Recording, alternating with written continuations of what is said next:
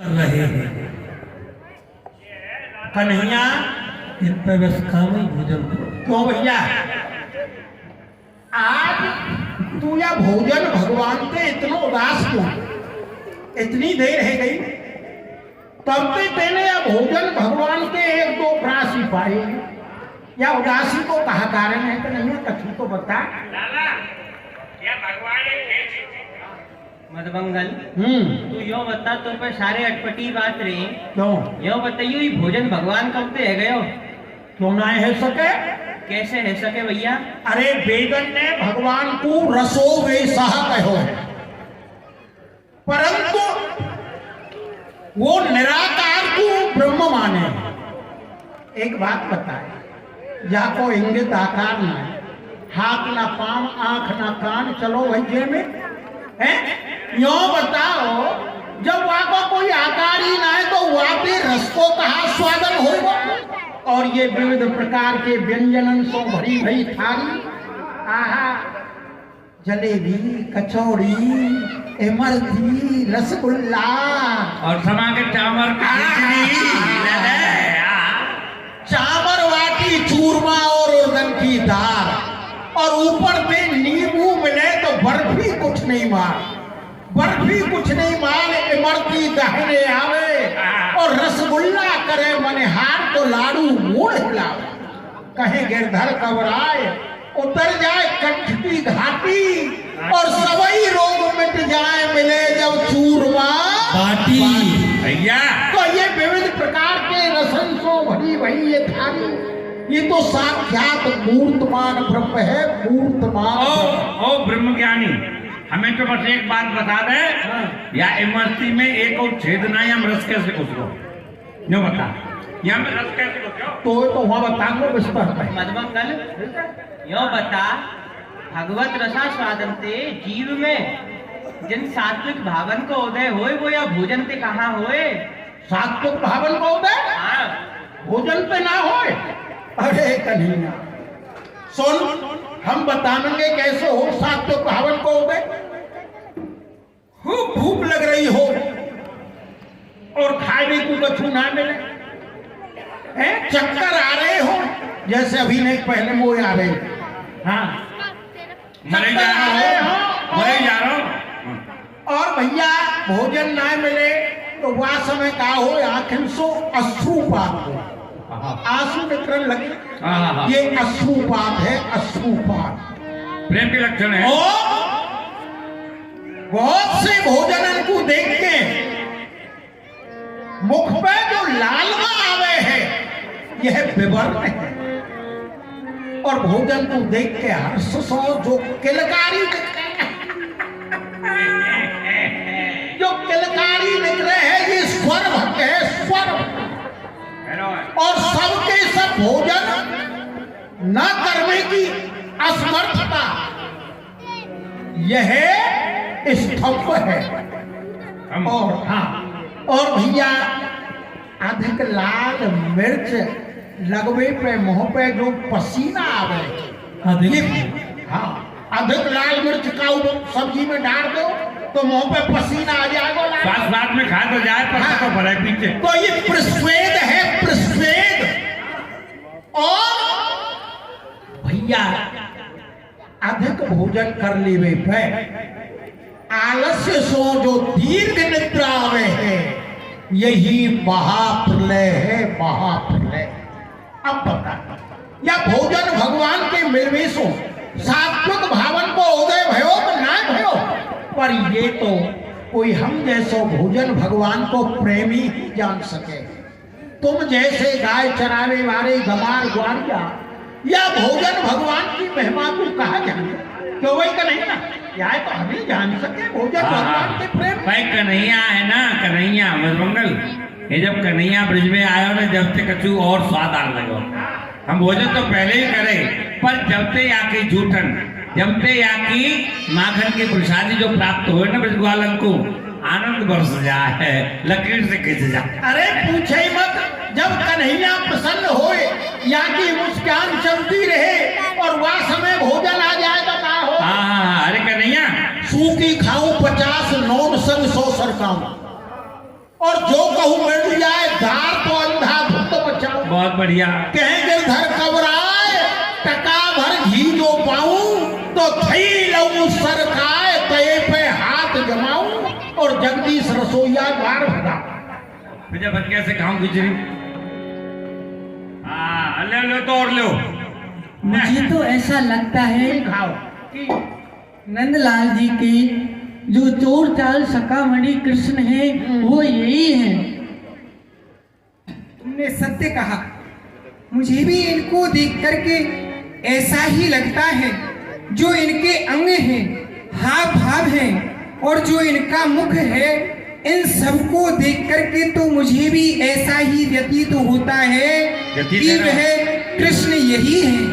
इसलिए इनको चुपचाप चल करके प्रेम डोरी में बांध लेना चाहिए। अगर हम शोर करते हुए गए तो यह यहाँ से भाग जाएंगे। इसलिए बिल्कुल चुपचाप चलते हैं। आए कन्हैया। अरे धन्य धन्य ब्रज भूमि की जिस पर चरण चिन्ह है डाले, भगवान है कृष्णा तेरे देश में रहने वाले। मैं रसिया ब्रज को ब्रजवासी, मैं रसिया ब्रज को ब्रजवासी। और मन काना को दास, आत्मा राधे की दासी। मैं रसिया नंद बाबा के कृष्ण आप ही हो। ना ना वो ना है तो हमें आप हो। हाँ सगाई करनी हो कौन? हमारा गलत कर दो। कौन कौन? नंद बाबा के कृष्ण आप ही हो। अरे हमें हम कह तो रहे कहा बात है। तो इनको पकड़ लीजिए। पकड़ ना ना मैं ना हूँ, मैं ना हूँ। तो फिर कौन है? वो तो मैं वैसे ही कह रहे हो, मेरा हंसने का स्वभाव है। हरे राधा बन गई न्यायाधीश और ललता बनी कप्तान की। पकड़े गए कृष्ण भगवान, पकड़े गए कृष्ण भगवान, पकड़े गए कृष्ण भगवान। यही है, इनको पकड़ लो। राधा बन गई न्यायाधीश, ललिता बनी कप्तान, पकड़े गए कृष्ण भगवान, पकड़े गए कृष्ण भगवान। क्यों जी? हाँ एक बात तो बता दो, कहो। इनने पकड़ के कहाँ ले जा रही हो? जो इनने हम- कहा अपराध करे हो? जो हमारी राधा रानी है उनके दरबार से इनका परवाना जारी हुआ है पकड़ने को? हाँ पकड़ने का। इसलिए आप जो कुछ पूछना है वही आकर पूछना। आइए इनको लेकर आइए। घबराइए मत, मैं लट्ठा ले आऊं मैं। हाँ भैया लट्ठा लेके जब आ रहा हूँ। और सुनो, आप भी तो इनके ही साथ में हो ना, आपको भी पकड़ती है। रुको। एक दिन मालिन घर जाकर माखन खाने लगे चुरा कर। मालिन घर जाकर माखन खाने लगे चुरा कर। ओ माखन खाने लगे चुरा कर, माखन खाने लगे चुरा कर।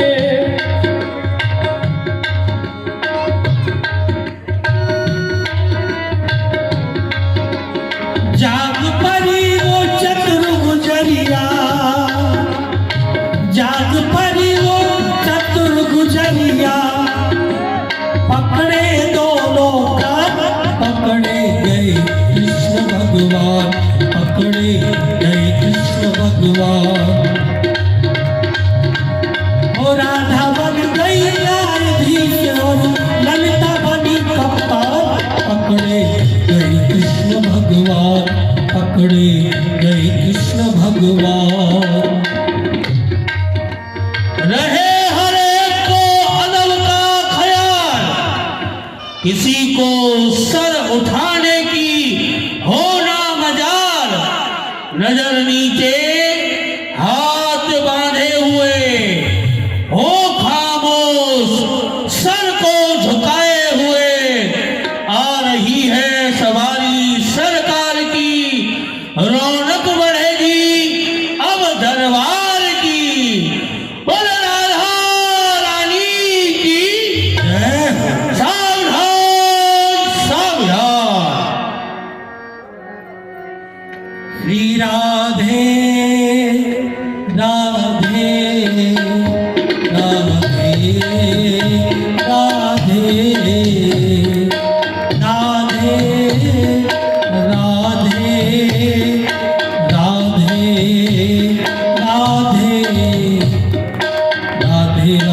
राधे जय जय जय श्री राधे राधे राधे राधे जय जय जय श्री राधे राधे राधे राधे जय हो हमारी किशोरी जू की, जय हो हमारी लाडली जू की, जय हो हमारी श्यामा जू की, वृषभानंदिनी की सदा ही जय हो, सदा ही जय हो, सदा ही जय हो। हुजूर आपके सामने प्रतिवादी उपस्थित है। अच्छा, तो तुम ही हो जो हमारी प्यारी प्रजा को सताते हो। हे ललिता जी, आज्ञा सरकार। आप फरियादी का चिट्ठा दरबार में पढ़कर सुनाए, जिससे कि प्रतिवादी को दरबार में बुलाने की मंशा मालूम हो जाए। जो आज्ञा सरकार। करुणामूर्ति सर्वेश्वरी के दरबार में मैं रसिक दासी बेटी मनोहर दास को शाकेन ऊंचा गांव जिला बरसाना की अर्जी पेश करती हूँ। नंदगांव निवासी बाबा श्री नंद राय जी के लड़के श्री कृष्ण कन्हैया ने मुझे बिना वजह सताया है। कभी पनघट पर तो कभी मथुरा के मार्ग पर, जहां तहां अपने को राजा कहते हुए कर वसूल करने के लिए तंग करता है। मेरी मन इंद्रियों के व्रत का धन लूटकर मुझे बेहाल किया है। न केवल मैं ही बल्कि और भी अनेक ब्रज गोपियां इनके चंगुल में पड़कर परेशान हो रही हैं। ये अपनी जादू भरी बांसुरी के सुरीली तान पर सबको मंत्र मुक्त बनाकर उसका सर्वस्व छीन लेते हैं। आशा है कि सरकारें आला हमारा इंसाफ करेंगी। प्रार्थनी रसिक दास। तो प्रतिवादी, आपने फरियादी की अर्जी सुनी। उन्होंने आप पर जो भी आरोप लगाए हैं उनकी सफाई में आपको कुछ कहना है? जी हाँ सरकार, बहुत कछु कह दो। तो कहिए क्या कहना है। देखो सरकार, वास्तव में तो वो पे जितने वो आरोप लगाए गए ना, सब झूठे हैं। अच्छा। सरकार, मैंने ना तो काऊ की चोरी करी, ना काऊ की डकैती डाली, ना काऊ तू सतायो, वरना जे आपकी प्रजा है ना, जे मुकु करुण पुकार सो टेर टेर के क्षण भर कुहू चैन ना है परंदे। मैं तो अपनो खान पान आराम सब छोड़ के बस इनको सुखी करवे की चिंता से डोलतो ही रहूं। सरकार कबू कबू तो पावन में छालू पर जाए। और सरकार, मैं तो बस आपके दर्शों थोड़ा सा मन में संकित हो रहूं कि मुझ पे कोई ऐसी भूल ना बन जाए जहाँ से सरकार रुक जाए।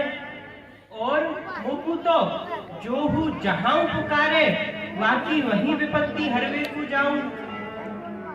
अब सरकार, इतने पे तो देखो, आज काऊ ने हमारे ऊपर आरोप लगाए कि झूठी अर्जी पेश कर दी। अब सरकार या कोई फैसला तो आप ही करो।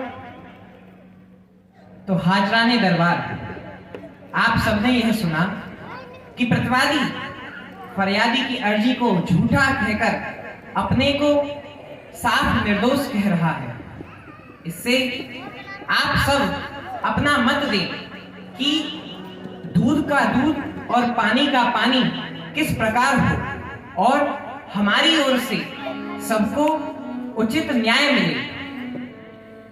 हे विश्वाधारी, मेरी प्रार्थना है कि पूरी बात जानने के लिए दोनों ओर के गवाहों को बुलाकर मामले की तहकीकात की जाए। फिर आप उसके अनुसार आप अपना फैसला देने की कृपा करें, तभी दूध का दूध और पानी का पानी हो सकता है। हाँ, यह उचित है। फरियादी, आपने सुना कि प्रतिवादी कृष्ण कन्हैया आपके लगाए हुए इल्जामों से इनकार कर रहे हैं। तो आप अपनी सच्चाई को बताने के लिए अपनी ओर से गवाहों के नाम दरबार में पेश कर दें।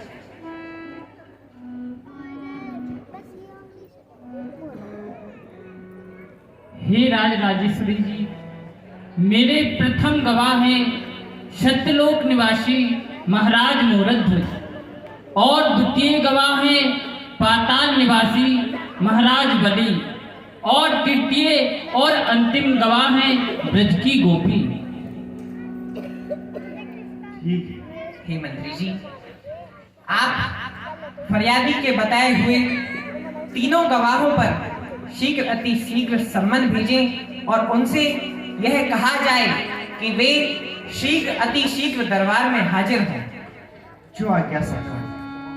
सिपाहियों, ये गवाहों के नाम का सम्मन है। तीनों गवाह कल दरबार खास में उपस्थित हो जाए। जो आज्ञा मंत्री जी, ऐसा ही होगा।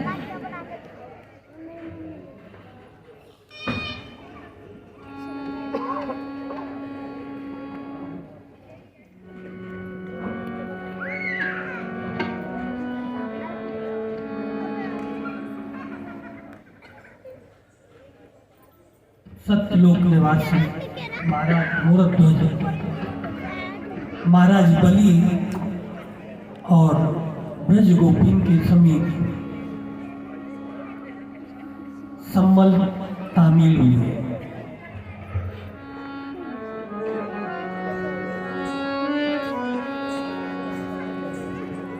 यहाँ श्याम सुंदर विचार कर रहे हैं अच्छो चक्कर में पड़े।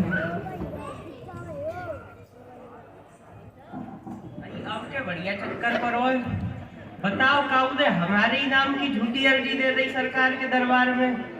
अब कहा करूं, या अर्जी ने तो मैं बड़ा बेचैन सा कर दिया हूँ। चैन नहीं कहे पर रहे हो। अब कैसे होएगी? कबहू कबहू ज्यादा सीधो है बहु दुखी कर दे। अब ऐसा करूं, अपने वकील वेदन को बुलाए के मैं कछु सलाह मशवरा करूं उनसे। हे निगम जी, यहाँ उपस्थित हो।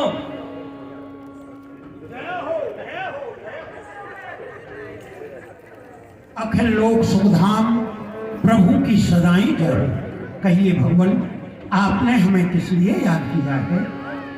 अरे याद तो मैं नहीं कहूँ ना पर तो पर चक्कर ही ऐसा पर को क्या करूँ। कहो। देखो बात ऐसी है कि राज राजेश्वरी श्री राधा रानी जी के दरबार में ऊंचे गांव की रहने वाली एक रसिकदासी नाम की गोपी है।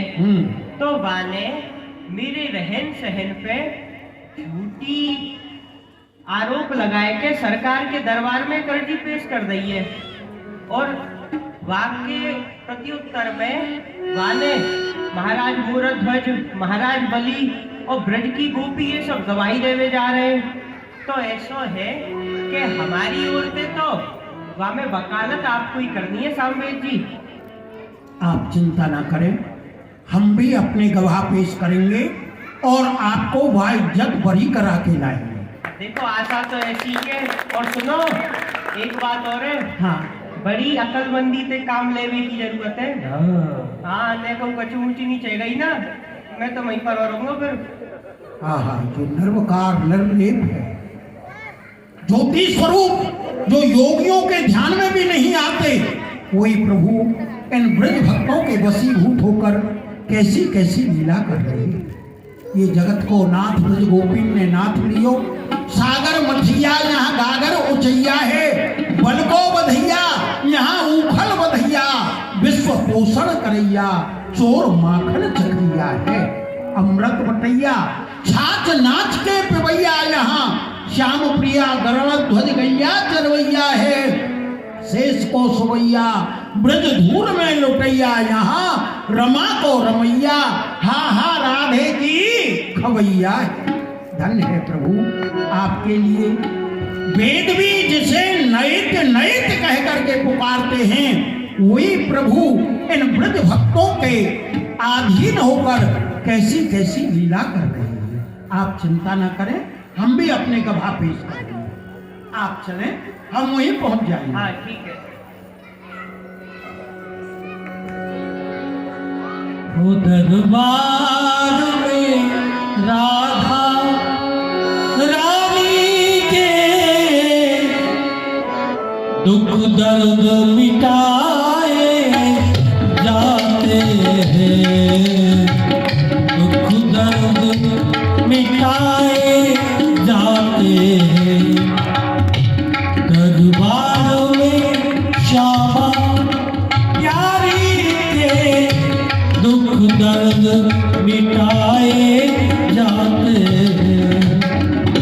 धन्य है पाताल लोक निवासी महाराज बलि दानवेंद्र अर्थात दानियों में अग्रगण्य ऐसे परम भक्त परम भागवत श्री बलि महाराज आपको प्रणाम। जय हो महाराज मूरध्वज। मैं भी आपको बार बार प्रणाम करता हूँ। हम ये देख रहे हैं लीलामय की लीला। महाराज आप इतना जाने जो लीला सतयुग में हमारे गोविंद ने करी, जो लीला द्वापर युग में करी, वह लीला अर्थात वह समस्त युग एक ही लीला में समाहित है। अर्थात सतयुग में जो आपके साथ लीला उन्होंने करी उस कारण से, और जो द्वापर युग में हमारे साथ जो लीला करी उस युग की बात, लेकिन समस्त युगों की गाथा कथा श्री कृष्ण की कृपा से, श्री सर्वेश्वरी राधा जी की कृपा से ऐसी लीला तो कभी भी नहीं सुनी, देखी है। आप देखें तो सही। हाँ, पहली बार न्यायालय से हमको भी सम्मन आया, और संसार की किसी न्यायालय से नहीं, किसी और अदालत से नहीं, सर्वोपरि सर्वेश्वरी श्री राधा रानी की अदालत से। आज तो हमारे भाग्य खुल गए। हमने कभी ब्रज के दर्शन भी नहीं और किए। सुनिए, उस पर ही नहीं, न्यायालय राधा रानी का, और गवाही किसके विरुद्ध देना है? अपने ही आराध्य गोविंद के विरुद्ध। उन्हीं के भक्त उन्हीं के विरुद्ध गवाही देने वाले हैं। लेकिन इस प्रेममयी लीला का एक ही फल है महाराज बलि, कि इस पावन ब्रजभूमि का दर्शन, श्री राधा रानी का दर्शन, उनकी कृपा पाना।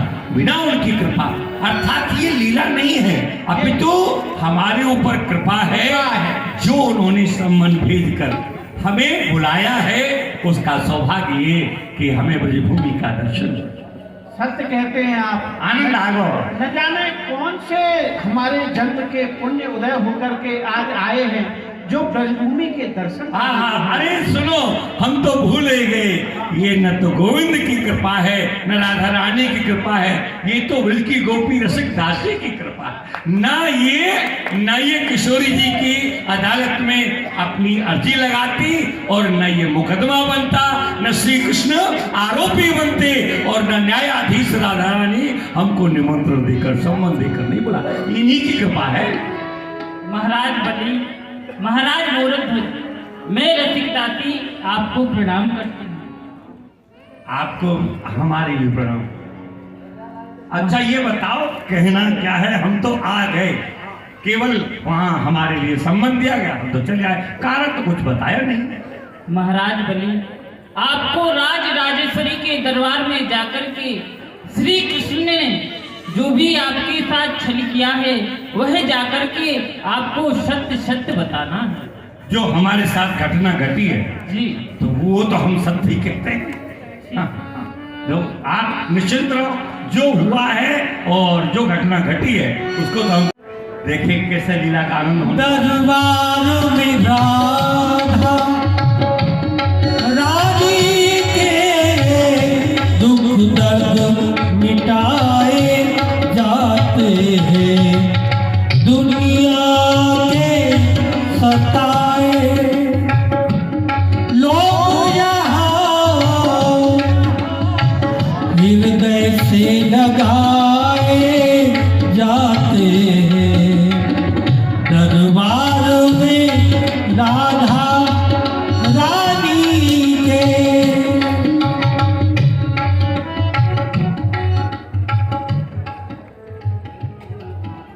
जय जय श्री तीरथ कुमारी सकुमारी जी की, जय जय श्री भानुकुल दीपक उजारी की, जय जय श्री रास रस केन की,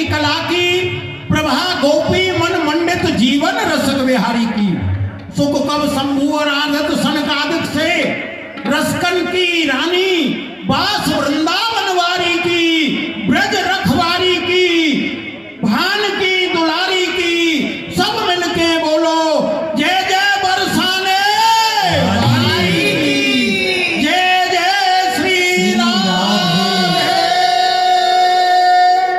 हाँ माताएं ध्यान दें, माताएं थोड़ी थोड़ी आगे खिसक गया हमें, पीछे और माताओं को जो आ रहे हैं उनको भी बैठने का स्थान प्राप्त हो।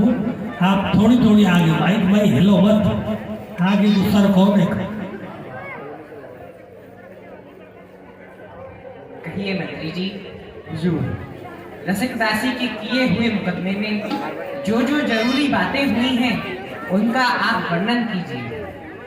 जी हुजूर, फरियादी के गवाहों पर सम्मन तामील हो चुके हैं हुजूर, और मुद्दई व मुद्दालह दोनों की तरफ से वकीलों का वकालतनामा पेश हो चुका है। फरियादी की वकालत करेंगे उनके गुरुजी और प्रतिवादी की ओर से वकालत करेंगे श्याम बेद। ठीक है, फिर मुकदमा शुरू किया जाए। जी। पहले गवाह महाराज बली को दरबार में पेश किया जाए। सिपाहियों, पाताल निवासी महाराज बली दरबार में हाजिर हो।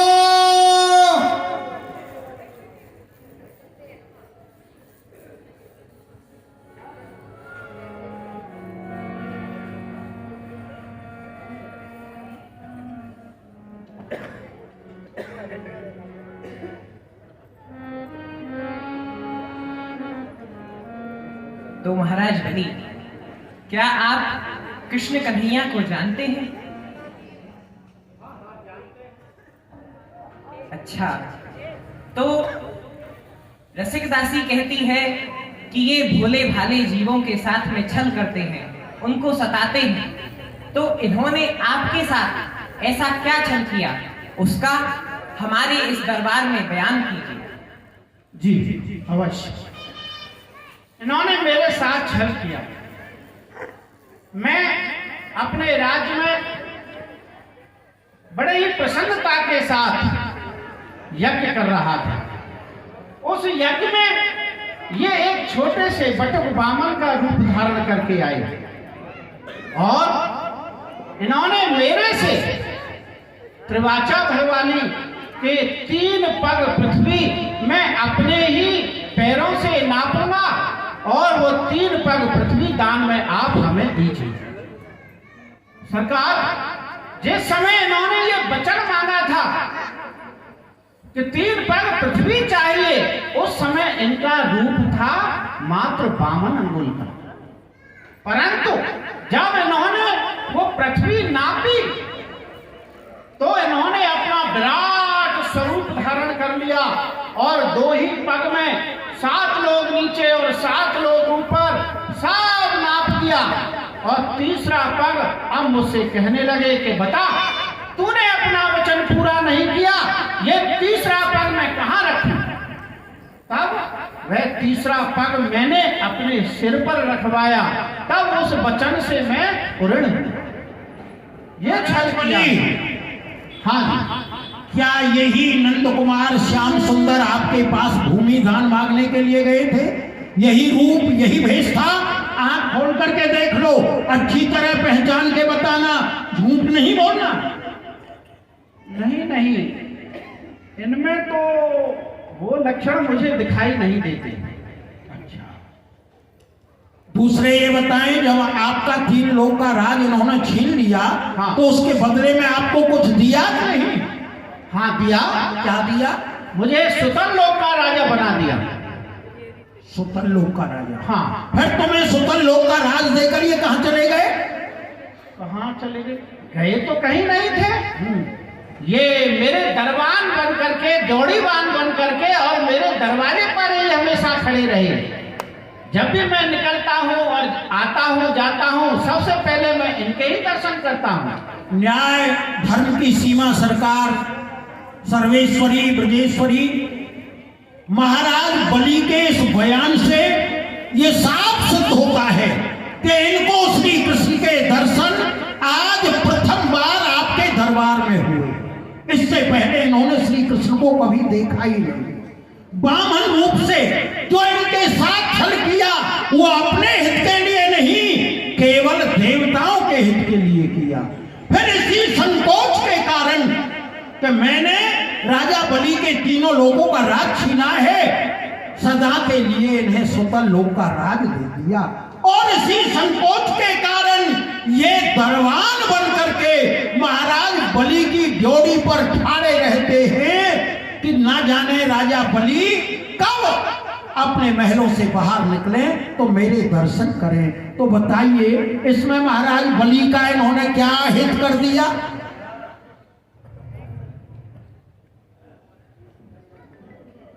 चतुर शिरोमणि स्वामिनी जो, हमें तो इस कार्य में भी श्री कृष्ण की भीतर छुपी हुई चालाकी नजर आती है। एक तो इनको सुतल लोक भेज करके देवताओं को सदा के लिए भयमुक्त कर दिया, और फिर कहीं ये बलि बलवान होकर के देवताओं पर धावा न बोल दे या अमरावती पर चढ़ाई न कर दे, तो वहीं दरबान बन करके इनको बांधे भी रखा के जाएगा कहां से? दरवाजे पर तो मैं खड़ा हूं। मैं पूछता हूं, क्या ये देवनायक नहीं है? क्या देवता इनके अंग नहीं है? वकील महाशय कहते हैं कि श्री कृष्ण ने निज सुख के लिए ऐसा नहीं किया। अरे देवता जब इनके अंग है, ये देवनायक है, तो श्री कृष्ण ने जो भी कुछ किया सब अपने लिए किया, ना कि देवताओं के लिए किया। मंत्री जी, दोनों वकीलों की बातें आप लिखती जाइए। जो आज्ञा सरकार। और अब दूसरे गवाह को पेश किया जाए। जी सरकार। द्वारपाल, दूसरे ही गवाह महाराज मोरध्वज को पेश किया जाए। सतलोक निवासी महाराज मोरध्वज दरबार में हाजिर हो।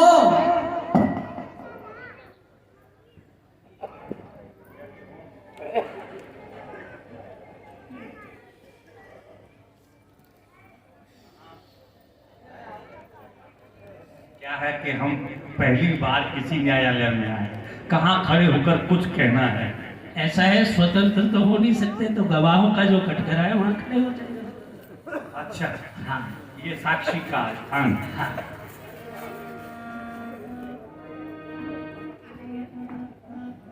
आप गवाही देने पहले आए, हम वकालत पहली बार करते हैं।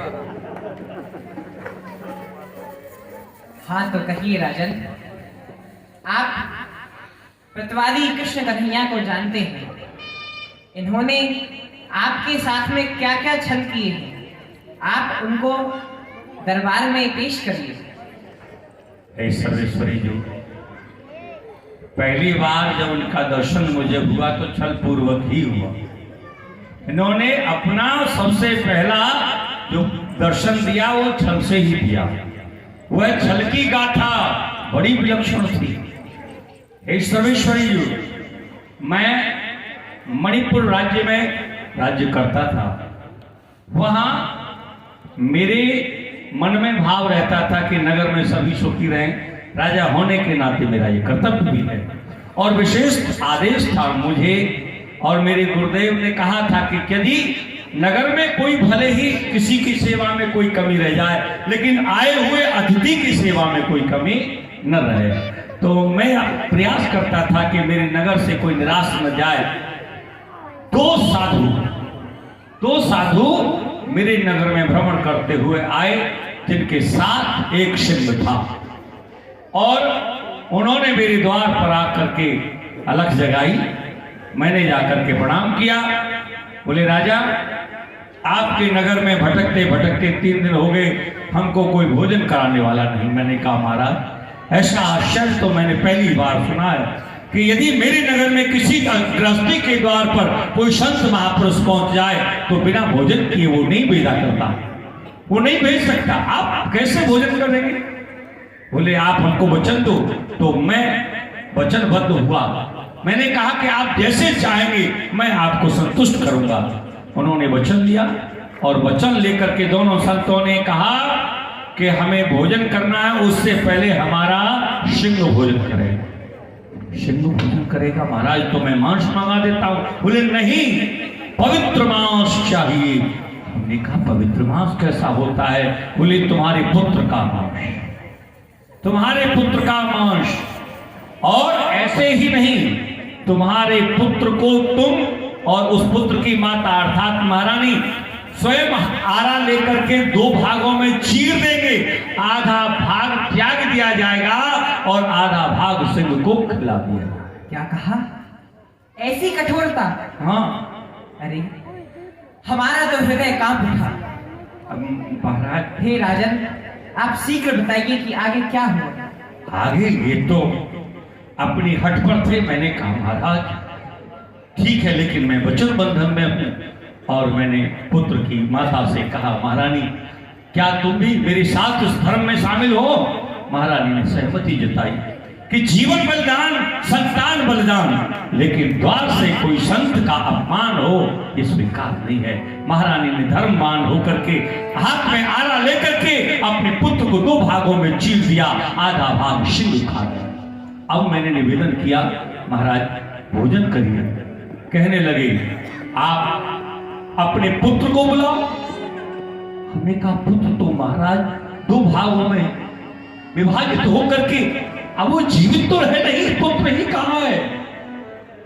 तो उन्होंने कहा कि जब पुत्र नहीं है तुम्हारे, निपुत्री हो तुम, हम तुम्हारा भोजन भी नहीं करेंगे। अब तो पुत्र भी चला गया, मेरा धर्म भी जाने को। महाराज कैसे करूं? बोले पुकारो, तुम्हारा बेटा आ जाएगा। और मैंने जैसे ही उस पुत्र को ताम्रध्वज कह करके पुकारा, मोरध्वज का बेटा ताम्रध्वज जीवित होकर के दौड़ करके चला।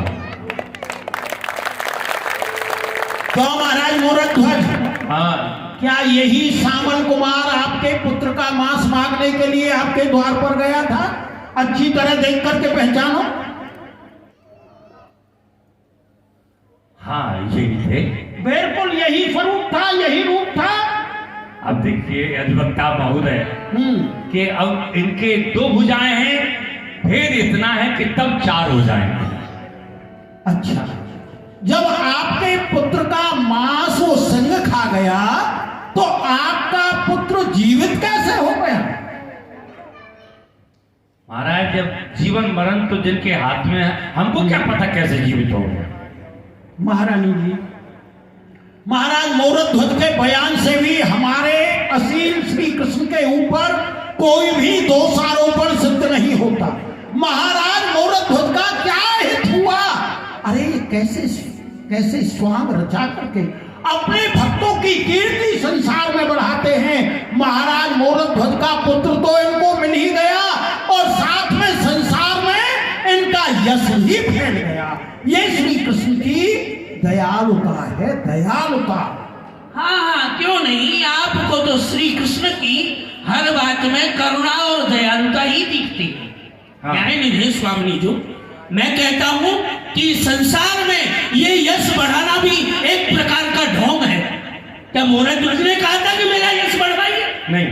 आप उस समय की कल्पना कीजिए कि जिस समय महाराज मोरध्वज अपनी महारानी के सहित इकलौते पुत्र को बीच में बिठा करके आरे से चीर रहे होंगे, उस समय पर माता पिता के हृदय पर कोट कोट मृत्यु के समान असह्य पीड़ा हो रही होगी और ये दया के सागर खड़े खड़े मुस्कुरा रहे हैं। हाँ, मुस्कुरा रहे। अरे निष्ठुरता की भी कोई हद होती है। अच्छी परीक्षा लेते हो। और कुछ निवेदन करूं? नहीं राजन, आपकी गवाही पूर्ण हुई, आप जा सकते हैं। प्रणाम। मंत्री जी, आज्ञा सरकार। अब फरियादी के अगले गवाह को बुलाया जाए। तीसरी ही गवाह ब्रज की ब्रज गोपियां। द्वारपाल, ब्रज गोपियों को दरबार में उपस्थित किया जाए। ब्रज गोपी दरबार में हाजिर हो।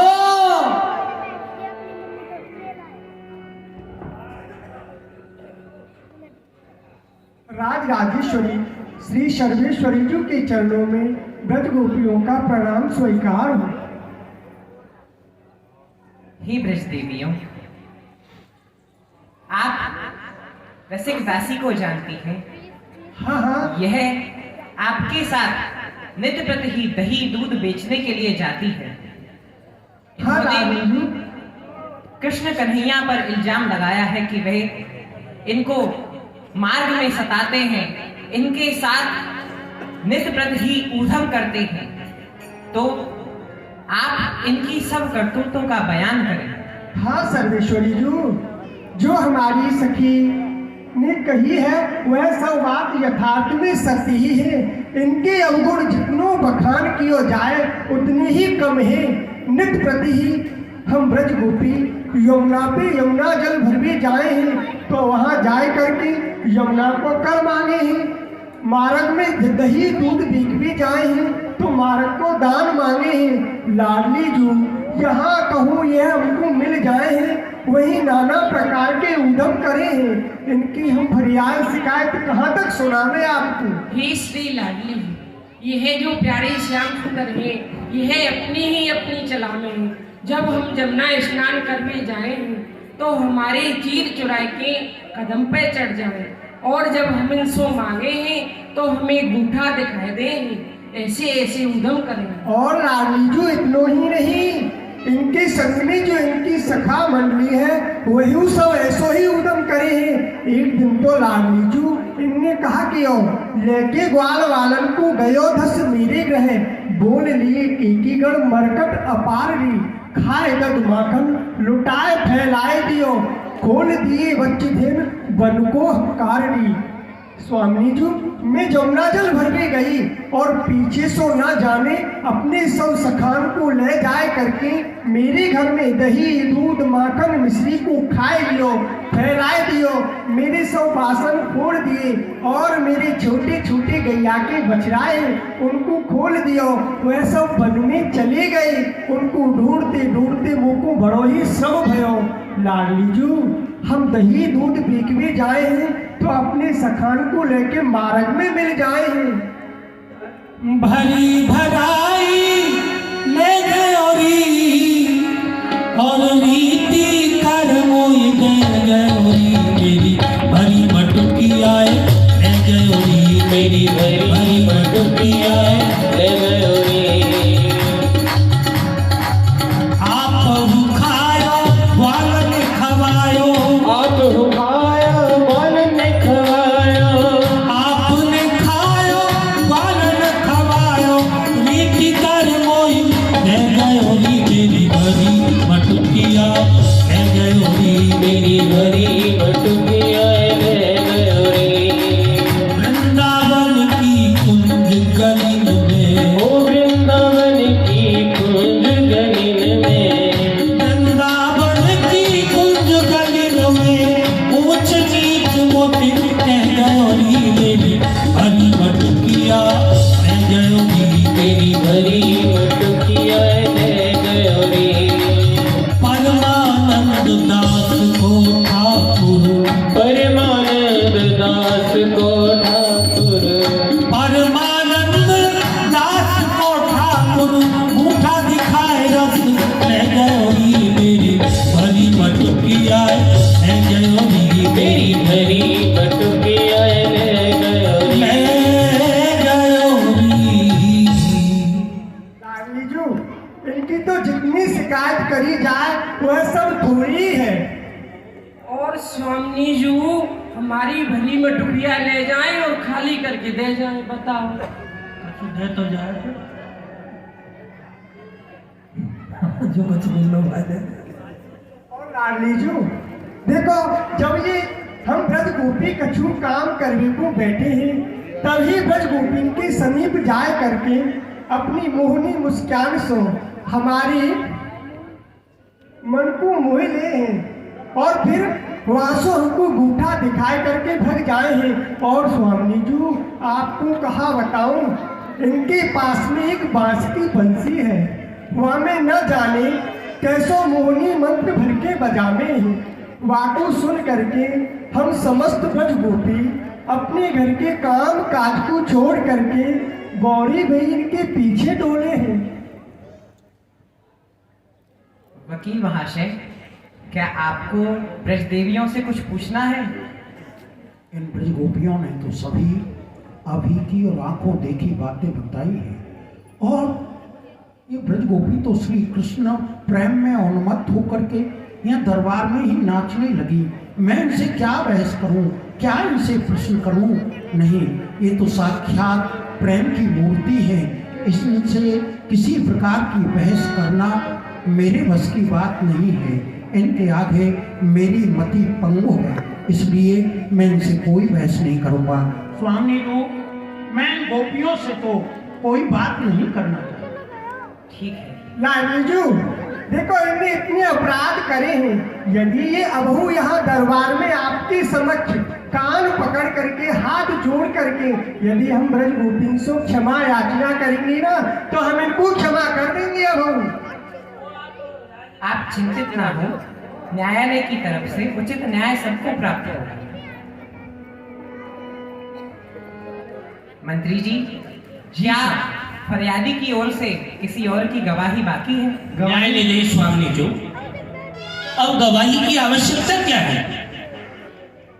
क्योंकि हमारे फरियादी ने जो भी अभियोग मुलजिम पर लगाए हुए हैं उनकी पूरी तहकीकात हो चुकी है। मनुस्मृति में जिन जिन बातों को निषेध कहा गया है उन सब बातों को करके श्री कृष्ण दंड के पात्र हैं, अतः इनको दंड मिलना ही चाहिए।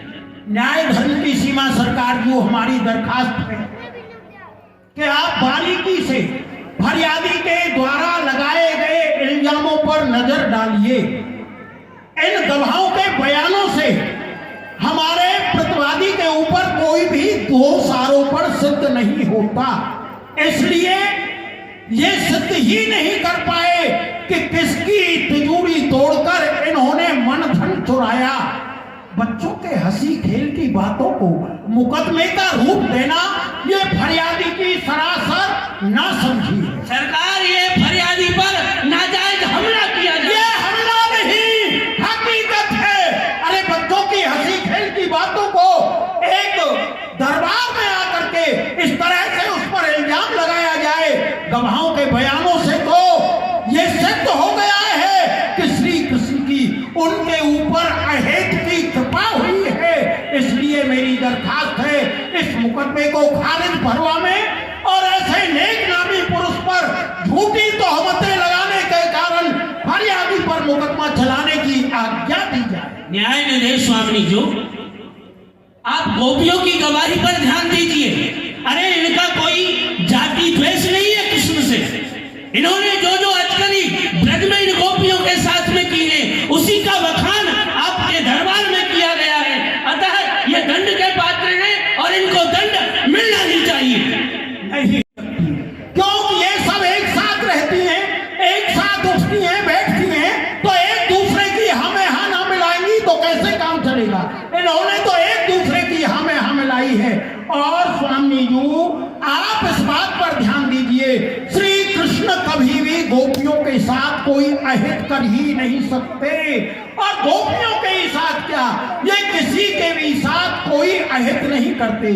सकल भुवनाधार, सकल ये समस्त जगत के भुवनाधार है, सकल प्राण रक्षका, समस्त सर्वभावज्ञो गोप का प्राण वल्लभा। ये तो गोपियों के प्राण वल्लभ हैं, ये भला उनका अहित कैसे कर सकते? जहां से आप उद्धत कर रहे हैं, गोपाल कामनी जावस चोर जार शिखामणि, ये सब चोरों के दादा गुरु हैं और कहते हैं कि विजय प्रसिद्धम नवनीत चोरम गोपांगनानाम चंद्रकूल चोरम अनेक जन्मार्जित पाप चोरम चोराग्रगण्यम पुरुषम नमामि। ब्रज में वस्त्रों की चोरी कौन करता है? कृष्ण। माखन की चोरी कौन करता है? कृष्ण। मन और धन की चोरी कौन करता है? कृष्ण। तो ऐसे चोर को दंड नहीं दिया जाए? और समस्त पापों की चोरी कौन करता है? अरे कृष्ण, किसने कहा पाप की चोरी करना? आप ही कह रहे हैं। मैं पूछता हूँ कि आपने जो मुलजिम है इनसे किसने कहा पाप की चोरी करना? अरे अनेक जन्मार्जित पाप चोरों, यानी कि मतलब कर्म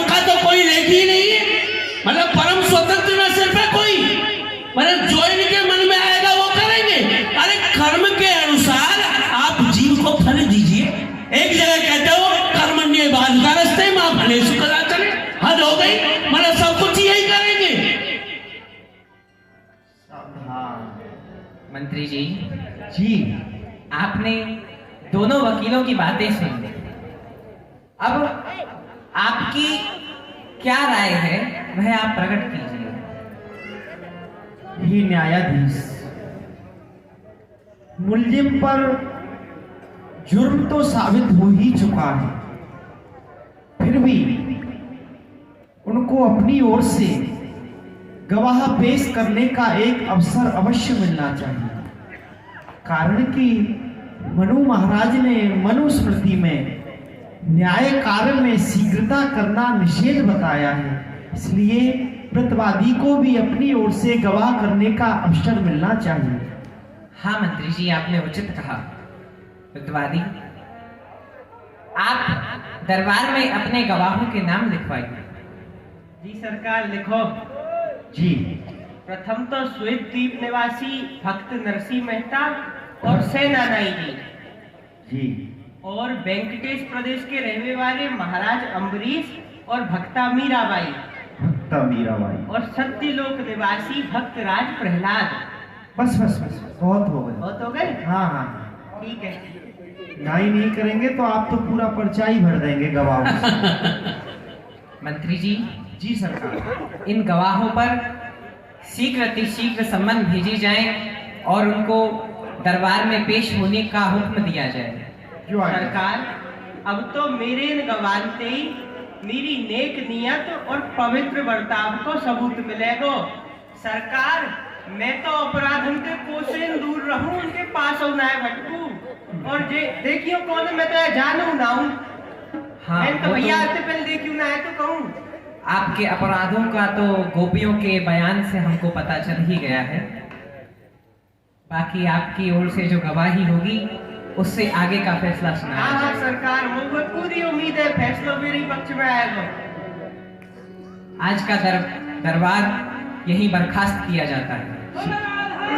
रानी की जय।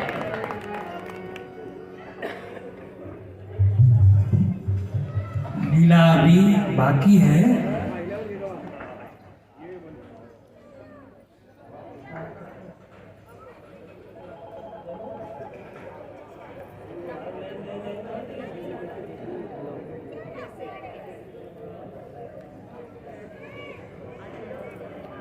श्री राजेंद्र जिंदल जी,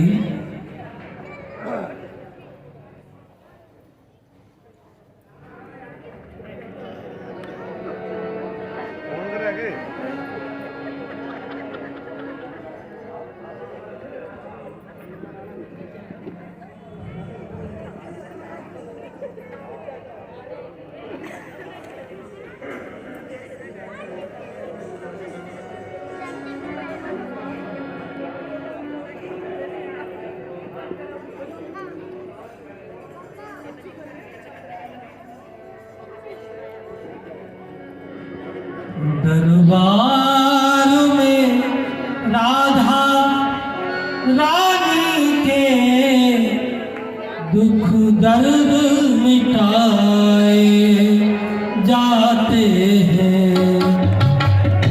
दरबार में श्यामा प्यारी के दुख दर्द मिटाए जाते हैं।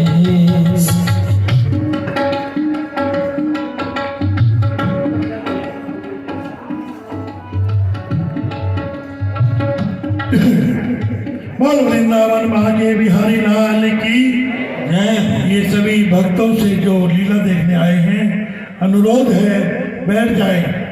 लीला को बीच में छोड़कर जाने पर आदमी पाप का भागी बनता है। पाप के भागी मत बनिए, लीला को संपूर्ण करवा के जाएगी। सिर्फ 15-20 मिनट की लीला है, 3 गवाह रहे, उसके बाद फैसला। अगर आप किसी कोर्ट में फंस जा पाने भी तो बैठना पड़े 4-4 घंटे। तो एक शुभ समाचार, नवरात्रि के पावन अवसर पर श्री बरखंड महादेव मंदिर में श्री सतचंडी महायज्ञ किया जा रहा है, जिसके लिए कलश यात्रा 8 अप्रैल 3:30 बजे से शिव मंदिर चौड़ी गली रोहतक रोड से बनखंड महादेव मंदिर तक आएगी। ये पूजा 9 अप्रैल से 15 अप्रैल तक चलेगी। कीर्तन में हवन 5 बजे से रात्रि 8 बजे तक हर रोज होगा। भंडारा 16 अप्रैल सुबह 11 बजे। यजमान बनने का कोई व्यक्ति इच्छुक हो तो हमसे संपर्क कर सकता है। इसके लिए विनीत हैं श्री ऋषि पंडित जी, मीनू जी, बीरमती जी। आयोजक समस्त मातृशक्ति। देखिए, कोई भी काम हम करते हैं, हर काम में पैसे की जरूरत होती है। कोई भी व्यक्ति इस सतचंडी महायज्ञ में अपनी आहुति डालना चाहे तो हमें बड़ी खुशी होगी और इस संस्था को सहयोग भी होगा। तो मन्नू जिंदल, जिन्होंने आज ठाकुर जी के प्रसाद की सेवा दी है, यहाँ पर आए और अपना प्रतीक चिन्ह करें।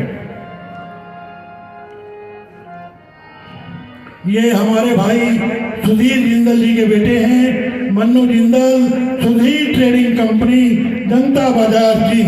पिछले साल भी इनका प्रसाद का सहयोग रहा था, इस बार भी इन्होंने फिर प्रसाद का सहयोग दिया। जोरदार तालियों से स्वागत किया कीजिए। देखिए, कोई भी काम हो, ये प्रसाद वाला काम भी छोटा नहीं है। कम से कम 11, 12, 13, 14 हज़ार रुपये का खर्चा है। कौन क्या बनवाता है ये अलग मैटर है, लेकिन कम से कम 11,000 रुपये हर एक प्रसाद पे एक दिन के लगते हैं। यही सहयोग बहुत होता है। अब अगर हिसाब लगाएं तो 8 दिन के 1 लाख रुपए की हमारे क्लब को बचत हो गई। नहीं तो हमें करना पड़ता, अब कोई सज्जन करता है। बड़ी खुशी की बात है कि हमारी लीला 8 दिन की है और हमारे पास प्रसाद देने वाले 14 व्यक्ति हैं। हमने 6 व्यक्तियों को अगले साल के लिए पहले से बुक कर दिया है। हमारा प्रयास रहता है कि हम इस लीला को मार्च के अंत में करवाएं, क्योंकि बच्चों के पेपर हो चुके होते हैं और माताओं बहनों को घर जाने की जल्दी नहीं होती। आज टाइम ये आ गया है कि सुबह 7, सवा 7, 7:30 बजे बच्चे को स्कूल भेजना पड़ता है। अब की बार हमारा ये प्रयास विफल रहा। इसका कारण था कि 24-25 तारीख को होली और फाग बीच में पड़ते थे। आगे से ये कार्यक्रम ऐसे ही रहेगा, बिल्कुल मार्च के एंड में ही रखा करेंगे, ताकि किसी को भी किसी प्रकार की परेशानी ना हो। सभी भक्तों से एक बार फिर निवेदन है, जो भी व्यक्ति लीला देखने के लिए आता है, लीला संपूर्ण करा के प्रसाद लेके ही जाना चाहिए। बोल वृंदावन बाके बिहारी लाल की।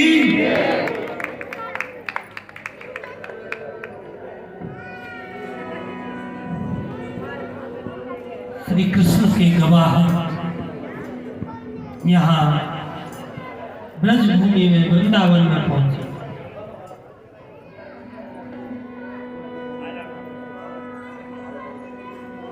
प्रणाम। अरे कन्हैया लाल, मेरे प्यारे, आ गए आप। आपने बड़ी कृपा की हमारे ऊपर। आपने हमको यहाँ बुलाया और फिर आप हमसे मिलने आ गए। अब इससे बड़ी बात क्या हो सकती है। अब देखिए, हम थोड़ी खेली लाए हैं अपने यहाँ से, पाएंगे? नहीं, हम इसको पाते नहीं हैं, आप ही पाइए। हम पा लें।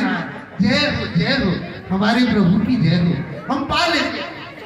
और यो बताओ मेरे प्यारे प्रेमियों, सब कुशलते तो हो? हाँ प्रभु, आपकी कृपा है। हम हाँ सब कुशल हैं, ये और कुछ ज्यादा ही कुशल है। तो देव हम देखो, सेवा तो कछु ना है, पर आप मेरी यह ब्रजभूमि में आए हो और यह भूमि में तो सर्वदा प्रेम को ही साम्राज्य रहे हैं।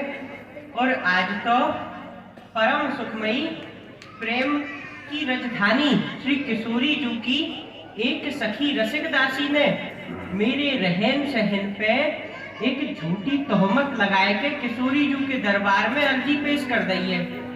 अब वह अर्जी ने मुझको बड़ो दंग कर दियो है, मैं तो बड़ो परेशान है गो।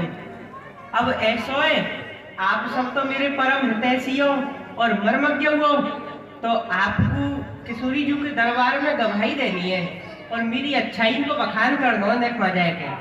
प्रभु एक निवेदन, जैसे आपकी प्रेमी अर्थात ब्रज गोपिका ने आप पर आरोप लगाया है, तो गोपी के मुकाबले तो श्री मीरा जी ही आपकी गवाही बन जाएंगी। तो गोपियों का समझो कि जो न्यायालय में अपना अर्जी देना व्यर्थ चला जाएगा। हाँ, और हम सब गवाही देंगे, हम पूर्ण प्रयास करेंगे और जो बहाना है पूछो।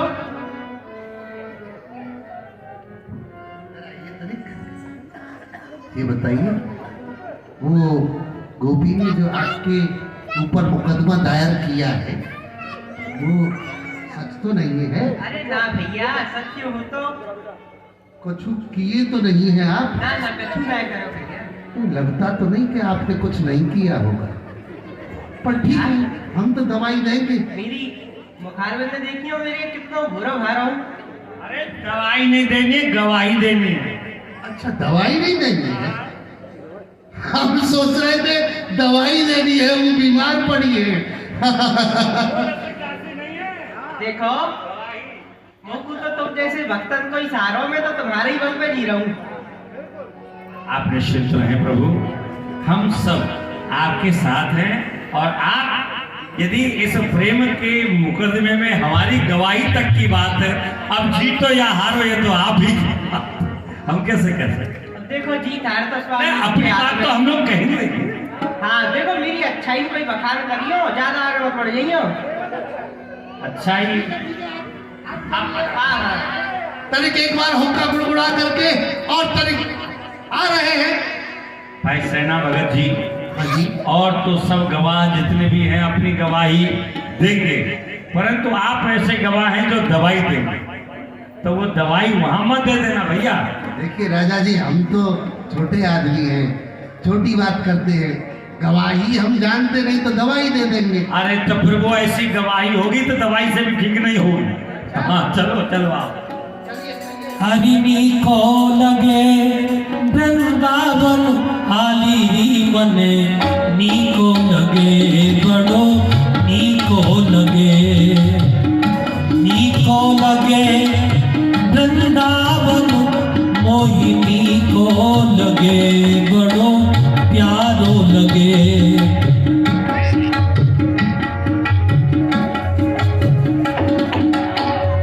घर घर तुलसी ठाकुर सेवा, घर घर तुलसी ठाकुर सेवा, दर्शन गोविंद जी को हाली मोहे नी को लगे मोहे नी।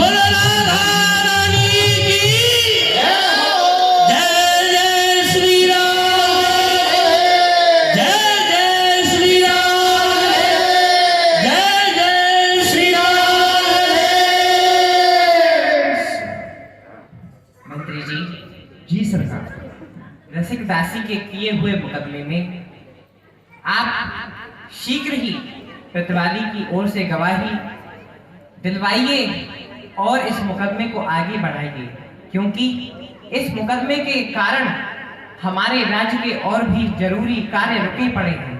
जी सरकार। पहले गवाह भक्त नरसिंह को दरबार में उपस्थित किया जाए। भक्त नरसिंह दरबार में हाजिर हो।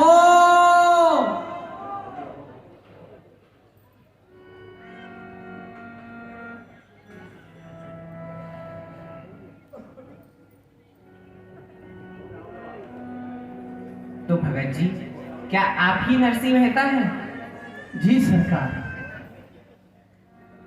तो आप श्री कृष्ण के बारे में क्या क्या जानते हैं, उनसे आपका मिलन कब हुआ, और जो भी सच्ची सच्ची बातें हैं उनको धर्म को साक्षी मानकर दरबार में सत्य सत्य बयान करिए। मैं जो भी कहूंगा सच ही कहूंगा। हे स्वामी जी, मेरे माँ और पिताजी के जाने के बाद मेरे भाइयों ने मुझे घर से निकाला, लेकिन इनकी कृपा से उसी शहर में मेरा दोबारा घर बसा, मेरी शादी हुई, पुत्र हुआ, पुत्री हुई, और उस पुत्री का विवाह इन्हीं की कृपा से एक बहुत बड़े घर में हो गया। एक बार मेरी कुटिया पर कुछ संत पधारे, उनको द्वारका जाना था, लेकिन वो अपने साथ पैसा नहीं ले जा सकते थे, क्योंकि बीच में जंगल पड़ता है, वहां डाकू लुटेरे होते थे, इसलिए वो चाहते थे कि कोई हुंडी बना दे और वहां जाकर के वो हुंडी बना ले। किसी बाचाल ने मेरा नाम बता दिया, वो मेरा नाम पूछते पूछते मेरी कुटिया तक आ गए, मुझसे प्रार्थना करने लगे कि आप हमारी हुंडी बना दीजिए, हम वहां जाकर के भुना लेंगे। मैं उनके आगे खूब रोया, खूब गिड़गिड़ाया, उनके पैर पकड़े, परंतु उन्होंने मेरी बात नहीं सुनी और वो मेरे चरणों में लौट गए। जब संत मेरे चरणों में लौटे तो मैं कई कर्तव्य विमूढ़ हो गया। मैं क्या करता? मैंने अपने सामरिया के नाम को हुंडी लिख दी, हुंडी उनको दे दी। संतों ने जो मुझे पैसा दिया था वो पैसा मैंने भंडारे में लगा दिया। वहां जाकर के मेरे द्वारका नाथ ने, मेरे सावरिया ने वो हुंडी भुनाई, उनको दुगना रुपया दिया, बड़े ही प्रसन्न हुए। ये सब इन्हीं की कृपा। मेरी पुत्री जिसका नाम रामा, और एक ऐसे बड़े सेठ के घर में जिसका विवाह हुआ, लेकिन उनकी जो सास थी वो थोड़ी सी कर्कशा थी, मेरी बेटी को दुख देती थी। उसकी जो लड़की हुई, मेरी पुत्री की जो पुत्री थी, उसका भात भरने का समय आया तो हमारे समधियों ने इतनी बड़ी पत्रिका भात की लिख करके भेजी कि जो भी कुछ दुनिया में सामान होता है वो उस पत्रिका में लिखा हुआ था, और थोड़ा बहुत नहीं, सब 100 मन, सोने के पत्थर, चांदी के पत्थर, नक्शे सिक तक सोना। मैं गरीब व्यक्ति, मैं अपने सावरिया का भजन करने वाला, बताओ मैं इतना सामान कैसे भात में देता?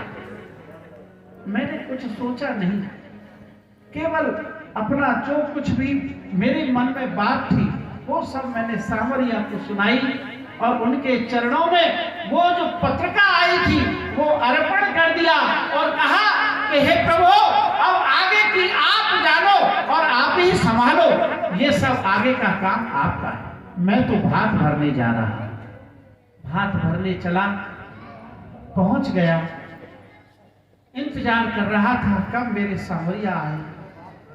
सावरिया आए, हे स्वामी जो इतना सामान लेकर के आए कि सारा नगर देखता हुआ रह गया, और सोने की वर्षा हुई उस नगर में, और इन्होंने मेरे सारे मनोरथ पूर्ण किए। इनकी बड़ी कृपा है। बोलो सावरिया साहब की जय।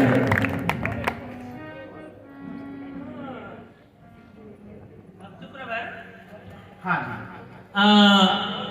ये तो आपने द्वारिका की बात बताई, परंतु जो ये ब्रजगोपियों के साथ ब्रज में अचकरी करते हैं, उनको मार्ग में रोकते हैं, उनसे दान मांगते हैं, या उनके विषय में भी कुछ पता हो तो वो भी सच बता दो। देखिए जी, मैंने सुना तो बहुत कुछ है, लेकिन मैं सुनी सुनाई बात पर विश्वास नहीं करता। मैं जब आंखों से देखता हूँ तभी विश्वास। तो ब्रज की लीलाओं के विषय में आपको कोई जानकारी नहीं? हमें कोई जानकारी। आप जा सकते हैं। मंत्री जी। जी सरकार। प्रतिवादी के दूसरे गवाह को बुलाया जाए। दूसरी गवाह भक्तमती मीराबाई को दरबार में पेश किया जाए। भक्तमती मीराबाई दरबार में हाजिर हो।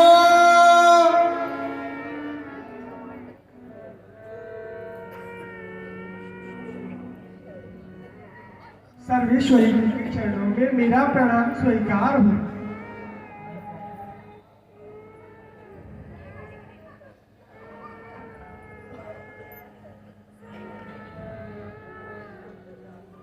देवी मीरा, आप कृष्ण कन्हैया के बारे में जो भी बातें जानती हो उनको सत्य सत्य दरबार में बताइए। जो आज्ञा सर्वेश्वरी जी। हे सर्वेश्वरी जी, मैं अपने गिरधर गोपाल की दीनता दयालता मैं जितना कुछ बखान कर सकती हूँ उतना कम है। मैं क्या अनेकों ऋषि मुनि इनकी महिमा का बखान नहीं कर पाए। हे लाडली जी, मैं तो बचपन से ही इनके चरणों की सेवक रही हूँ। गिरधर गोपाल के रूप में इनके चरण कमलों की भजना की है।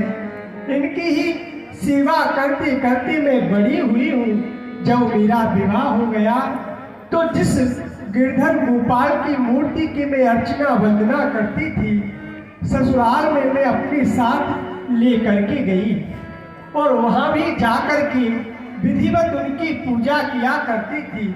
मेरी उस पूजा भजन को देख करके मेरे ससुराल वाले मुझसे ईर्षा द्वेष रखने लगे और लाडली जी, ईर्षा द्वेष के कारण वह मुझे मारने के लिए उद्यत हो गए और उन्होंने जो मेरे देवर थे उन्होंने गिरधर गोपाल का पंचामृत कहकर के विष मिला हुआ दूध मेरे समीप में मुझे मारने के लिए भेजा। लेकिन लाडली जी, मैंने अपने गिरधर गोपाल का नाम स्मरण किया, उनके चरणों का ध्यान किया और उस विष मिले हुए दूध को मैं पी गई और उसने भी मुझे अमृत का फल प्रदान किया। ऐसी है इनकी कृपा। और लाडली जी, जब वह ज्यादा दुख करने लगे तो वह तलवार लेकर के मुझे मारने लगे, लेकिन वहां भी जाकर के इन्होंने मेरी रक्षा की। मुझे काटने के लिए सर्प भेजा, लेकिन उस सर्प को भी इन्होंने फूलों का हार बना दिया। लाडली जी, इनकी कृपालुता दयालुता में कहाँ तक बखान करूं। इनकी कृपालुता को मैं बखान नहीं कर सकती, मुझ में इतनी सामर्थ्य नहीं है। इनको तो कहते हैं अपार करुणा सिंदूर भगवान भक्त तत्पर। ये तो अपने दीन दुखी भक्तों की रक्षा करने के लिए तत्पर खड़े रहते हैं। तो मैं इनके बारे में इतना ही जानती हूँ, वैसा मैंने आपसे कह दिया। देवी मीरा, ब्रज की लीलाओं के विषय में भी कुछ जानती है तो वह भी स्पष्ट करके बता दीजिए। मैं तो बस इतना ही जानती हूँ ब्रज की लीलाओं के बारे में। जब भगवान श्री कृष्ण ने यहाँ दिव्य महारास किया था तो मुझे यहाँ दर्शन करने का सौभाग्य मिला था। तो मैंने यहाँ ब्रज की बड़ी विचित्र लीला देखी कि प्रभु के अनेकों रूप और अनेकों ब्रज सुंदरियों के साथ में गलवैया दे करके वन विहार कर रहे थे। उस प्रेम माधुर्य को देख करके मैं तो इनकी बलिहारी जाती हूँ। देवी मीरा, आपके बयानों से तो तरफदारी की कुछ बू आ रही है। आप ज्यादा ही तरफदारी कर रही है कुछ इनकी। क्या मैं जान सकता हूँ कि आप इनको किस भाव से भजती हैं? हमारे गवाह से इस प्रकार का प्रश्न करना उचित नहीं है। गवाह की सच्चाई की परख करने के लिए ऐसा भी पूछा जा सकता है वकील महाशय। उनके निजी जीवन से इस मुकदमे का क्या मतलब है? मतलब है तभी तो पूछा है, वरना पूछते ही क्यों? आप बताएंगी देवी मीरा किस भाव से भजती हैं? ये क्या, मैं इनको क्या बता दूं कि मैं अपनी प्रीतम को किस भाव से भजती हूँ? पर नहीं, मैं संकोच करूं तो क्यों करूं? जब सर्वेश्वरी श्री स्वामी जी यहाँ विराजमान हैं और मेरे प्रीतम मेरे समक्ष खड़े हुए हैं तो यथार्थ में जो बात है वह मैं कह ही देती हूँ। महाशय जी, आपने जो पूछा है कि मैं किस भाव से भजती हूँ, आप जानते हो कि ये पूर्ण ब्रह्म है, परमात्मा है। जिस तरह से ये संसारी जीव नारायण भगवान को जिस भावना से भजते हैं, नारायण भगवान उसकी उसी भावना को पूर्ण करते हैं। ये यथा माम प्रपद्यन्ते तां तथैव भजाम्यहम्। हम जो भक्त जिस भाव से उनको भजता है वह उसकी उसी भावना को पूर्ण करते हैं। बस ठीक है, हम समझ गए, आप जा सकते हैं। मंत्री जी सरकार, अगले गवाह को बुलाया जाए। तीसरे गवाह महाराज अम्बरीश को दरबार में पेश किया जाए। महाराज अम्बरीश जी दरबार में हाजिर हो।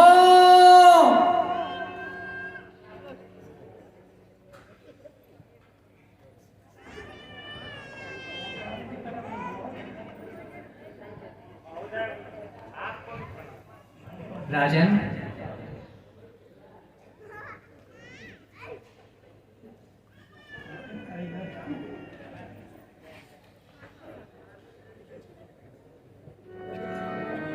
आज्ञा कर। राजन, आप प्रतिवादी के बारे में जो जो जानते हो वह दरबार में बयान करें। इनके पक्ष की बात हे सर्वेश्वरी जी, यदि हम इनका पक्ष कहेंगे तो ये सब झूठी बात है। सत्य तो यही है, जीव मात्र का, प्राणी मात्र का कोई पक्षधर है तो केवल और केवल श्री कृष्ण ही है। एक अकेले यही सबका पक्ष करते हैं। अब जहां तक इनके पक्ष के लिए हमें कुछ साक्षी बनकर के कहना है तो हे सर्वेश्वरी जी, मैं अपने राज्य में भगवत विस्मरण करता था। संत कृपा से एक प्रेरणा हुई कि आज की जो तिथि है, इनकी कृपा का संबंध आज की तिथि से विशेष है, क्योंकि आज एकादशी है। आज की तिथि एकादशी है और एकादशी के व्रत करने का किसी संत ने उपदेश दिया। बोले राजा, यदि तुम एकादशी व्रत धारण करोगे तो परिणाम ये होगा कि भगवत स्मरण में मन लगेगा। दूसरे, यदि तुम्हारी प्रजा में अधिक से अधिक लोग एकादशी व्रत करेंगे तो एक दिन का लाखों प्रजा के बचा हुआ अन्न आपके भंडारण में काम आएगा और विपत्ति काल में भी सहायक होगा। स्वीकार हुई। और ये बात एकादशी व्रत की कथा श्रवण करके मैंने जैसे ही द्वादशी के दिन पारण करना चाहा, ठीक उसी समय दुर्वासा जी प्रकट हुए। दुर्वासा ऋषि अपने संतों के साथ आए। मैंने उनको भोजन के निमंत्रण के लिए निवेदन किया। उन्होंने कहा हम यमुना स्नान करके आते हैं। हमने कहा प्रभु आइए, लेकिन स्नान करने में संत को विलंब हो गया और मैं इस चिंता में था कि द्वादशी कुछ घड़ी के लिए शेष रह गई थी और द्वादशी में यदि पारण न हो तो एकादशी व्रत का फल प्राप्त नहीं होता। तो मैंने ब्राह्मणों के संतों के आदेश पर केवल भगवान का चरणामृत पान किया। इतनी देर में ही श्री दुर्वासा ऋषि जी वहां आ पहुंचे। अब उनको क्रोध आया कि अरे निमंत्रण दिया हमको और तुमने पारण कर लिया, हमारा अपमान है। और क्रोध में आकर के उन्होंने जटा उखाड़ करके कृत्या नाम की राक्षसी प्रकट की और वह कृत्या राक्षसी मुझे मारने दौड़ी तो भगवान श्री नारायण का चक्र सुदर्शन उसे मार करके दुर्वासा ऋषि के पीछे दौड़ा और यहां तक कि वह चक्र सुदर्शन के भय के कारण भगवान शिव, भगवान ब्रह्मा और स्वयं भगवान नारायण के श्री वैकुंठ धाम पहुंचे। वहां पहुंचकर कहा प्रभु चक्र सुदर्शन आपका भक्त आपका रक्षा करो। बोले मेरा अपराध किया होता तो मैं अपने चक्र सुदर्शन को रोक देता, मेरे भक्त का अपराध किया है इसलिए मैं भी चक्र सुदर्शन को नहीं रोक सकता। तो फिर कौन बचाएगा मुझे? बोले जिसका अपराध किया है आप जाओ अमृत से ही क्षमा मांगो।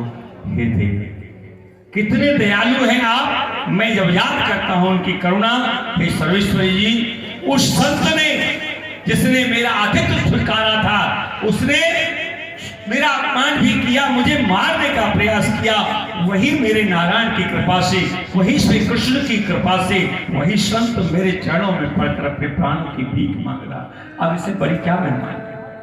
राजन, क्या सुदर्शन चक्र आपने इन्हीं के हाथों से छूटते हुए देखा था? क्या यही रूप यही वेश था? छूटने की बात मत करिए अधिवक्ता जी। कैसे छूटता है वो चक्र सुदर्शन? कोई देख सकता है? वो तो केवल चलता है और बस जब वह अपना कार्य करता है तो छूटते हुए जगह पर से नहीं देखा जाता, जहां वह वार करता है वहां देखे ना। ऐसा है कि कृष्ण महिमा गान के प्रभाव में बहकर के ज्यादा दूर मत जाओ, जितना पूछ रहे उतना उत्तर दो। सरकार हमारे गवाह को धमकाया जा रहा है, दबाया जा रहा है। अपनी ओर ध्यान आकर्षित करने के लिए इनसे ऐसा कहा गया है, वरना मेरा ऐसा कहने का कोई अभिप्राय नहीं। मैंने आपसे पूछा कि चक्र सुदर्शन आपने इनके ही हाथ से छूटते हुए देखा था क्या? हमारा ध्यान आपकी ही तरफ है। देखिए प्रभु, देखने की आवश्यकता नहीं है। अब आप एक प्रमाण नहीं, कई प्रमाण हैं। जैसे श्री द्रौपदी जी के लिए यही श्री कृष्ण वस्त्र रूप में अवतरित हो गए। क्या किसी ने देखा कि श्री कृष्ण आए हैं? यहां तक कि महाराज सुदामा जी को 3 लोक की संपत्ति प्रदान कर दी और सुदामा जी को पता तक नहीं है। देने वाले को कोई नहीं देखता, जिसे मिला है वही देखता है कि कहां किसी। तो आपको ब्रज की जो इन्होंने अक्षगति की है उनके विषय में कुछ पता है? अब देखो, ये तो आप बता देंगे तो हम पता कर लेंगे। आपको नहीं पता? नहीं, कुछ पता है, लेकिन इतना अवश्य है कि जब ये झकझोरन अंग अंग को परसो, हम जब देखते हैं ना, श्रवण करते हैं महापुरुषों की वाणी के द्वारा, तो ये उनकी गोपियां यदि ये बंसी बजाए खड़े हैं, अब हाथ तो चलाएंगे नहीं क्योंकि बंसी में लगे हैं, तो ब्रज की गोपियां इनमें थोड़ा कोहनी मार करके, ये देखा आपने? श्रवण करते। आप जैसे महापुरुष हैं, अब आप विश्राम करें। तो छेड़ के भी होता है। महाराज अब आप जा सकते हैं। मंत्री जी। जी सरकार। प्रतिवादी के अगले गवाह को बुलाया जाए। चतुर्थ गवाह भक्तराज प्रहलाद को दरबार में उपस्थित किया जाए। भक्त प्रहलाद दरबार में हाजिर हो।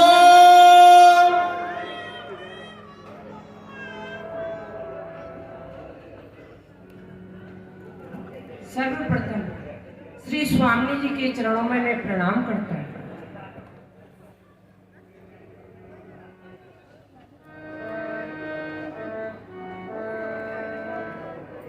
भक्तराज प्रहलाद, आप श्री कृष्ण के बारे में क्या जानते हैं? इन्होंने आपके साथ में क्या भलाई की है, आप उसका बयान करें। जो आज्ञा स्वामी जी। स्वामी जी, मैं अपने नारायण भगवान की भक्ति किया करता था। जो मेरे पिता थे वह मुझसे द्वेष भाव रखते थे और वह कहते थे कि तू अपना नारायण, अपना जगदीश मुझे मान, परंतु मैंने ऐसा नहीं किया। मैं तो प्रभु को ही अपना जगदीश मानता था। और जो मेरे पिता थे उन्होंने मुझे बहुत ही कष्ट दिए और उन्होंने मुझे पहाड़ की चोटी से गिराया, परंतु मेरे प्रभु ने वहां पर भी मेरी रक्षा की। और जो मेरे पिता थे उन्होंने मुझे कारागार में डलवा दिया और वहां पे सांपों से डसवाया, परंतु वहां पर भी मेरे प्रभु ने मेरी रक्षा की। और एक दिन मेरे जो पिता थे उन्होंने मुझसे तंग आकर एक गरम लोहा करवाया जो खम्मा था और मुझसे पूछने लगे कि कहाँ है तेरा जगदीश। तो स्वामी जी, मैंने कह दिया कि तुझ में मुझ में खड़क खम्मे में व्याप रहे जगदीश। जो मेरी जगदीश हैं मुझ में भी हैं और आप में भी हैं और इस खम्भे में भी हैं। तो मेरे जो पिता थे उन्हें क्रोध आया और क्रोध से ही उन्होंने एक मुष्टिका उस खम्भे में मारी और वहीं पे मेरे प्रभु ने नरसिंह रूप धारण करके खम्भे से निकले और मेरे पिता का। भक्तराज, आपने अभी कहा कि जिसने मेरी रक्षा की वो नरसिंह, यानी कि आधा नर और आधा सिंह जी। किंतु जो आपके समक्ष खड़े हुए हैं ये तो बड़े ही मनोहारी, सुंदर स्वरूप, मधुर मुस्कान वाले हैं। फिर आपको कैसे पता चला कि यही नरसिंह बन के आए थे? जो इसका भी एक कारण है। जो मेरे पिता थे उन्हें वरदान था ब्रह्मा जी का कि वह ब्रह्मा की बनाई हुई सृष्टि के किसी भी उससे मरेंगे नहीं। और जब मेरे प्रभु ने नरसिंह भगवान का रूप धारण किया, आधा नर और आधा सिंह। तो ब्रज की लीलाओं के विषय में कोई जानकारी आपको? मुझे कुछ नहीं जानता। जा सकते हैं। मंत्री जी। जी सरकार। अब प्रतिवादी की ओर से और कौन गवाह रह गया है? शेष एक गवाह और है सरकार। कौन? अगले गवाह का नाम है भक्त सेना नाई। हाँ, तो उनको भी शीघ्र बुलाइए। द्वारपाल, भक्त सेना नाई को दरबार में पेश किया जाए। भक्त सेना नाई दरबार में हाजिर हो। चले हो भैया तो डाल गया का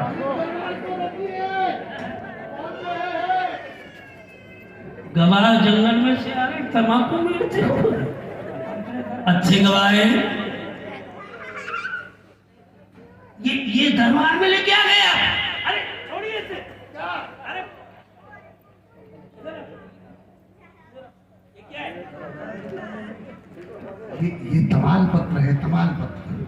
अरे सामने सरकार बैठी हुई है।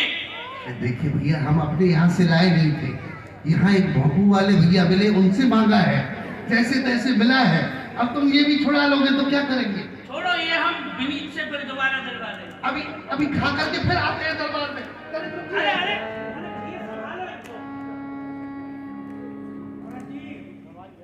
आप यहाँ गवाही देने के लिए आए हैं। आप श्री कृष्ण की ओर से गवाह हैं तो गवाही दीजिए। गवाही दे करके फिर खूब का गुड़गुड़ाना। हम कोई वैद्य नहीं है, हम दवाई नहीं दे सकते। अरे दवाई नहीं, गवाही। गवाही क्या होती है? श्री कृष्ण के बारे में आप जो जानते हैं वो स्वामी जी के सामने बखान करें। हम श्री कृष्ण को जानते हैं, हमारे श्री कृष्ण हैं। हम तुमको जो देना है वो दे दीजिए और जाइए। अच्छा, इधर आइए। अब बताइए अब क्या करना है? श्री कृष्ण के बारे में आप जो भी जानते हैं वो कहिए। अच्छा अच्छा, आपके साथ श्री कृष्ण ने क्या अच्छाई की? अरे हमारे साथ अच्छाई की है और बुराई की ही नहीं है उन्होंने। तब जब बुराई की ही नहीं है तो आप बताएं क्यों बुराई की, क्या की है? क्या अच्छाई की आपके साथ में, ये तो बता सकते हैं। भाई साहब, क्या अच्छाई नहीं की है ये बताइए। आज हम चल रहे हैं तो श्री कृष्ण की वजह से, आज हम खा रहे हैं तो श्री कृष्ण की वजह से, हम पी रहे हैं तो श्री कृष्ण की वजह से, पीते भी हैं तो श्री कृष्ण की वजह से। जो भी कुछ हो रहा है सब श्री कृष्ण ही तो कर रहे हैं, मेरे श्री कृष्ण। अरे भैया, कृष्ण का नाम आते ही दिमाग की ढेवली ढीली हो जाती है। देखिए भैया, ये कीर्तन मंडप नहीं है, आपको गवाही देने के लिए बुलाया गया है। देखिए, हमने कोई अपराध नहीं किया है। हम आपकी कसम खाते हैं, हमने कुछ नहीं किया है। हमको मत ले जाइए भीतर। हम ना, आप उधर खड़े हो जाइए। वकील महाशय, कहेंगे हम रो देंगे। वकील महाशय, सेना जी को यह इजाजत दी जाती है कि वे जहां हैं वहीं से अपनी गवाही दे सकते हैं। स्वामी जी, ऐसा है कि आपके साथ में श्री कृष्ण ने क्या अच्छाई की, जब आप उसको बताओगे ना तभी तो श्री कृष्ण यहाँ से छूटेंगे, नहीं तो ये ऐसे ही पड़े रहेंगे बंधे हुए। अच्छा, आपने पकड़ रखा है? हमने क्यों पकड़ रखा है? सरकार ने पकड़ रखा है। सरकार कहाँ है?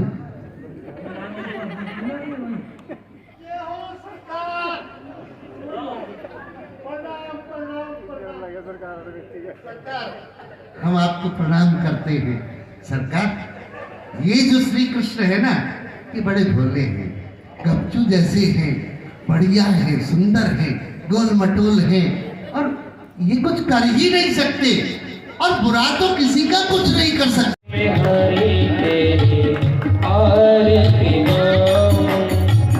आरती गाऊं जाने आपको रिझाऊं, आरती गाऊं जाने आपको रिझाऊं।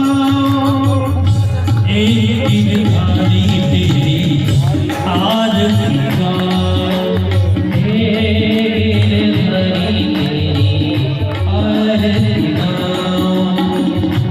मोर मुकुट तेरे शीश पर सोहे, मोर मुकुट तेरे शीश पे सोहे। यादी मुरली मेरो मन मोहे, यारी मुरली मेरा मन मोहे। या मुरली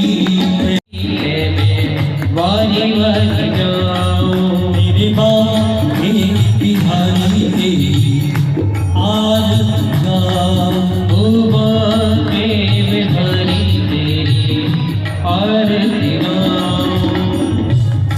चरणों से निकली गंगा प्यारी चरणों से निकली गंगा प्यारी जिसने सारी दुनिया तारी जिसने सारी दुनिया तारी उन चरणों में शीश नवाओ उन चरणों में शीश नवाओ बाके बिहारी के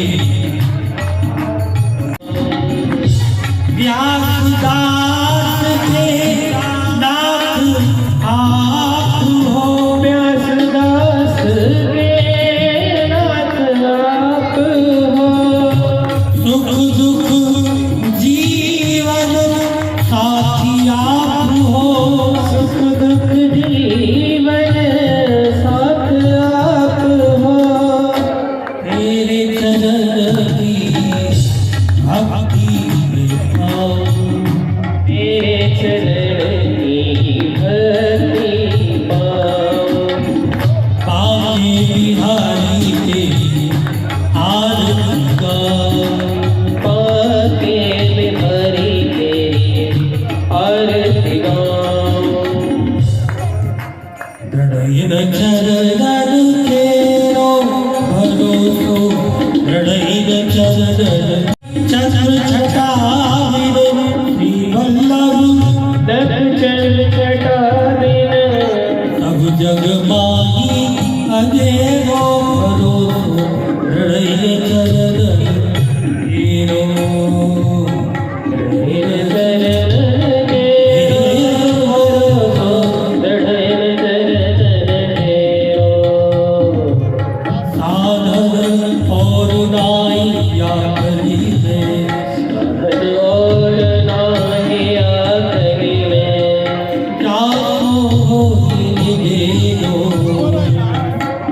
सुर कहा कही दुनिया दरो सुर कहा कहे विद्या दरो बिना बोल को तेरो भरोसो दृढ़ चरण केरो ओ दृढ़ चरण केरो राधे कृष्ण कृष्ण कृष्ण राधे श्याम राधे श्याम श्याम श्याम राधे राधे राधे कृष्ण कृष्ण कृष्ण राधे राधे राधे श्याम राधे श्याम श्याम श्याम राधे राधे राधे कृष्ण कृष्ण राधे श्याम राधे श्याम राधे कृष्ण राधे कृष्ण कृष्ण कृष्ण राधे राधे राधे श्याम राधे श्याम राधे राधे राधे कृष्ण राधे कृष्ण कृष्ण राधे श्याम राधे श्याम श्याम श्याम राधे राधे राधे कृष्ण राधे कृष्ण कृष्ण कृष्ण राधे राधे राधे श्याम राधे श्याम श्याम श्याम राधे राधे गुरु श्री गिरिराज धरण की